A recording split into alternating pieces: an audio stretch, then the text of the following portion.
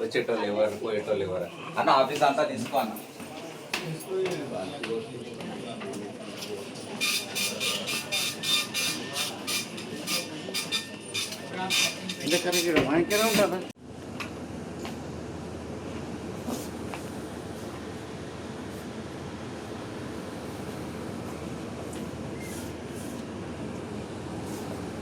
ఇక ఈ ముంచిన అవార్డులే అందరూ ప్రజలను ముంచిన అవార్డులు ఇవన్నీ పేద ప్రజలను ముంచి ఏసీలలో ఉన్న అవార్డులు ఇవన్నీ పేద ప్రజలను ముంచి పేద ప్రజలను ముంచిన అవార్డులు ఇవన్నీ.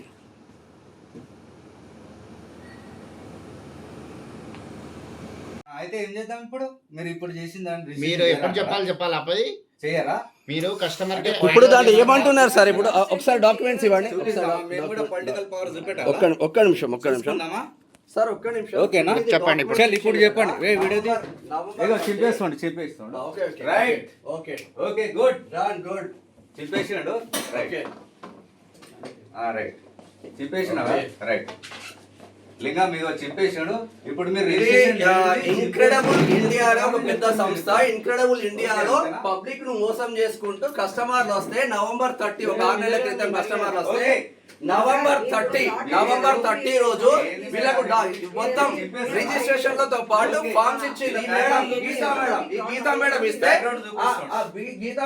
ఆ గీతా మేడం ఇప్పుడు ఆయన మొత్తం అది చింపేసి ఏం బిక్కున్నాడు. ఇది ఇన్క్రెడిబుల్ ఇండియా రియల్ ఎస్టేట్ సంస్థ.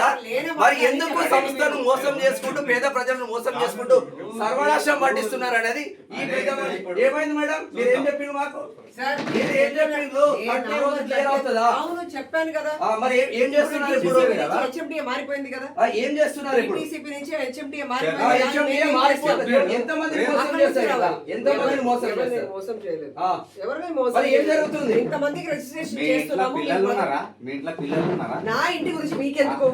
ఇక్కడ నా ఇంటికి మీకు ఎందుకు ఇచ్చారు? మళ్ళీ రాసి కాదనేది ఉండే. మేడం మీరు ఇచ్చిన పేపర్లో మీరు ఎట్లా చింపేస్తారు?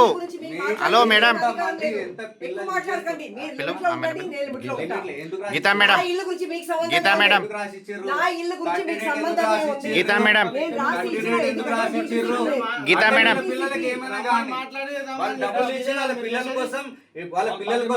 గీతా మేడం, చెప్పలేదు. डीटीसीपी నుంచి एक बार बुलाओ मैडम, एक बार बुलाओ मैडम. 2000 రూపాయస్ స్క్వేర్ యార్డ్ అమ్ముతారు మేడం. మీరు రాసి ఇచ్చిన పేపర్ మీరు ఎట్లా చింపేస్తారు ఇప్పుడు? 2000 రూపాయస్ స్క్వేర్ యార్డ్ సార్ చింపేషండి. అది పద్ధత? అది పద్ధత? మీ కంపెనీ కదా, మీరు అంటున్నారు కదా, మీరు ఇచ్చిందే కదా మేడం. పవర్ చూపిస్తారు వాళ్ళు. వాళ్ళ ఎండి ఇట్లా చింపేషండి కదా పేపర్లు. పవర్ చూపిస్తారు. ఏం చేస్తారో చూద్దాం అంటున్నాడు. రైట్ ఇన్క్రెడిబుల్ ఇండియాలో కస్టమర్లను మోసం చేసుకుంటూ పేపర్లు చింపి ఇండియా పేద ప్రజల కోసం పెట్టి సర్వనాశనం పట్టిస్తా ఉన్నారు పేద ప్రజలను.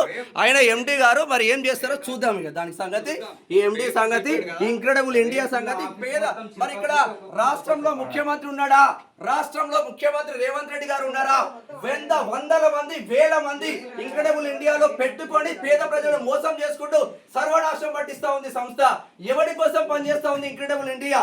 ఎవరి కోసం పనిచేస్తా ఉంది?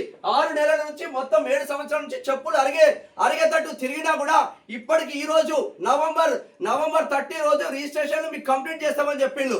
లేదంటే డబ్బులు ఇస్తామని చెప్పిండు. పేపర్లు ఇస్తే పేపర్లు చింపేస్తావా? మీ అయ్యా జాగ్రత్త. ఏమన్నా పేద ప్రజలు ఒక్కొక్క చిట్టి వేసుకొని ఒక్కొక్కడు పేద ప్రజలు కట్టుకుంటా ఉంటే మీ అయ్యా జాగిరి అన్నట్టు మొత్తం వేస్తావా?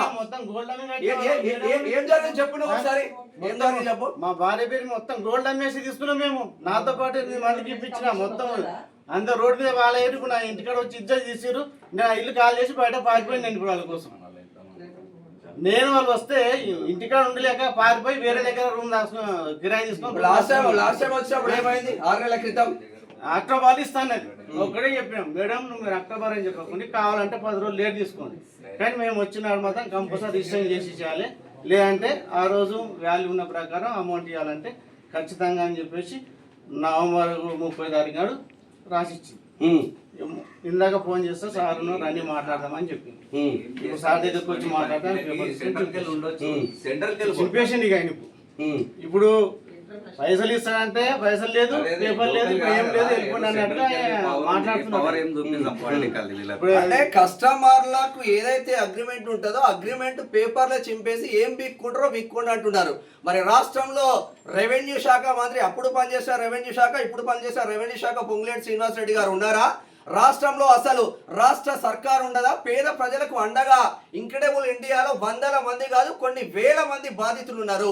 ఈ బాధితులు అందరూ ఇంక్రెడిబుల్ ఇండియా ముందు ఇంక్రెడిబుల్ ఇండియా ముందుకు వచ్చి ఇక ధర్నాలు నిర్వహిస్తే మరి రాష్ట్ర సర్కార్కి ఏమైనా సోయ వస్తుందో ఇక్కడ ఉన్న పాలకులకు. ఇక్కడ ఉన్నవాడు ఎవ్వడు కాదు, ఆ వాడు తమిళోడు, ఒకడు బీహారోడు, ఒకడు అక్కడ ఇక్కడ, వీళ్ళందరినీ పెట్టుకొని తెలంగాణ బిడ్డలను, తెలుగు బిడ్డలను సర్వనాశం పట్టిస్తా ఉంది ఇంక్రెడిబుల్ ఇండియా. వీళ్ళ సంగతి మేము కూడా చూస్తాం, ముఖ్యమంత్రి మేము కూడా కంప్లైంట్ చేస్తాం. వీళ్ళ వెనకాల ఎవడెవడు పొలిటికల్ లీడర్లు ఉన్నారో అందరు వస్తారా బాబు, అందరు బయటకు వస్తారు. ఒక్కొక్కడు ఎంతెంత తీసుకున్నారో మొత్తం మంది బయటకు వస్తారు. ఈ సెటప్లు పెట్టుకొని సర్వనాశం పట్టించుకుంటూ ఇంక్రెడిబుల్ ఇండియాని పెట్టుకొని ఒక్కడు పంజాబ్లో ఉంటాడు, ఒకడు బీహార్లో ఉంటాడు, ఒకడు తమిళనాడులో ఉంటాడు. ఇక్కడికి వచ్చేసరికి ఈ పేద ప్రజలు చెప్పులు అరిగేటట్టు 7 సంవత్సరాలు తిరిగినా కూడా వీళ్ళ పైసలు పోయినాయి. ఉల్టాడు పేపర్లు చింపేస్తాడని అయ్యా జాగిరా అన్నట్టు.